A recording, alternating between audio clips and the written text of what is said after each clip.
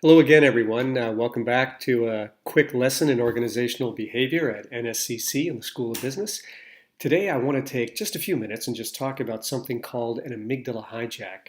In our last lesson, we looked at conflict resolution, and one of the areas of conflict resolution that's very important, combined in the whole chapter, is around emotional intelligence, the work of Daniel Goleman. I had an opportunity to work with a colleague of Daniel Goleman's called Richard Boyatzis, doing some work at the Bank of Montreal. It was 17 years ago, through experience at a company that I had worked for.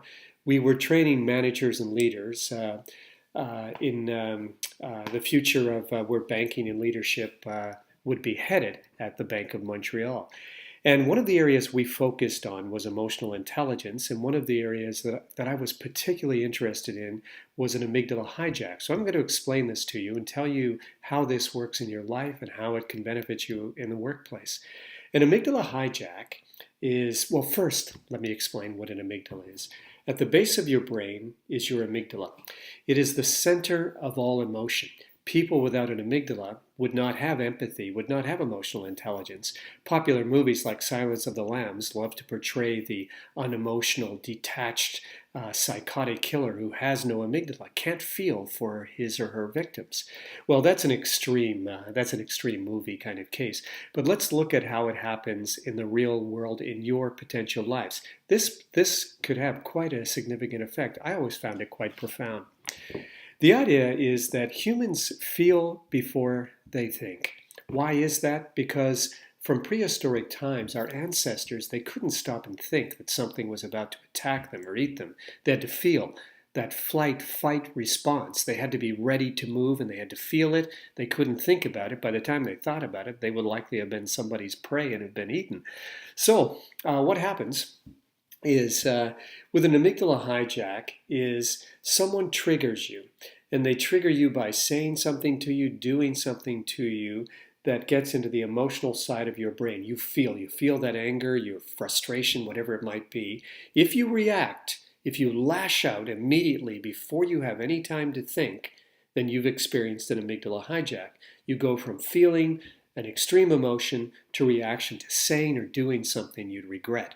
Unfortunately, most people who are incarcerated are there because of amygdala hijacks. If you said to them, why did you do it? What were you thinking? They'd say, I wasn't thinking.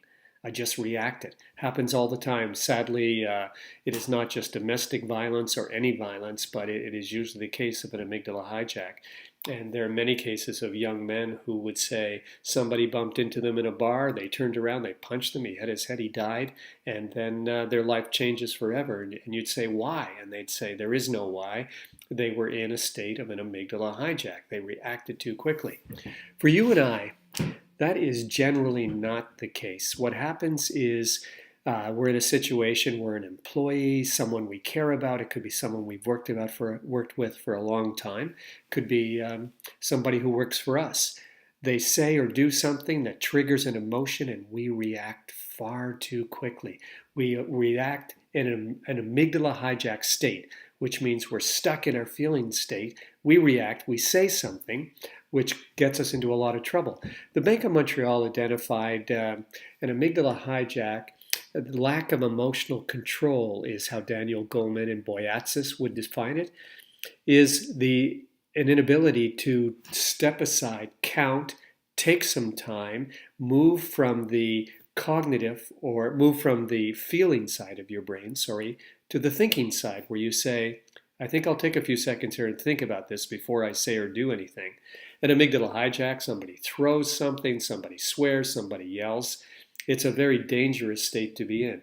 It is the number one reason that people get fired from jobs. It is the number one reason they don't get promoted. Leaders who have amygdala hijacks, throw things, overreact, that sort of thing, tend not to progress very far in companies. You want somebody who's stable, who you can trust to be even and balanced. I'm sure that some of you have worked for bosses that were very unpredictable. You had to guess what mood they were in before you approached them because they could easily have an amygdala hijack. That is not a good situation to be in. The thing about amygdala hijacks is that the people who know best what triggers us are family, friends, loved ones. They know what triggers you. And children even know. They might say, I hate you. Of course, they don't mean that, but it can trigger you, and they're trying to trigger you. It's because we have what Carl Rogers, a famous psychologist, called unconditional positive regard for those people. No matter what my daughter says to me, I love my daughter, and and she knows she can say it and recover from it. Not so in the workplace. It could be the last thing you say or do when you throw, yell, or swear at somebody.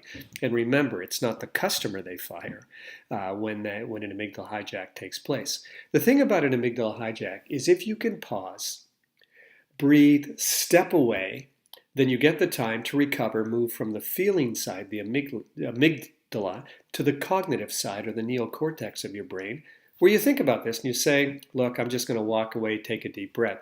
As a bank manager, people were always puzzled, customer service reps, when they'd come and get me, and they would say to me, wow, the customer was so upset, and then you came over. I wonder why they got so calm. I take my time approaching the customer. It gives them a chance to move from their amygdala feeling side to their thinking side, and then all of a sudden things are very calm.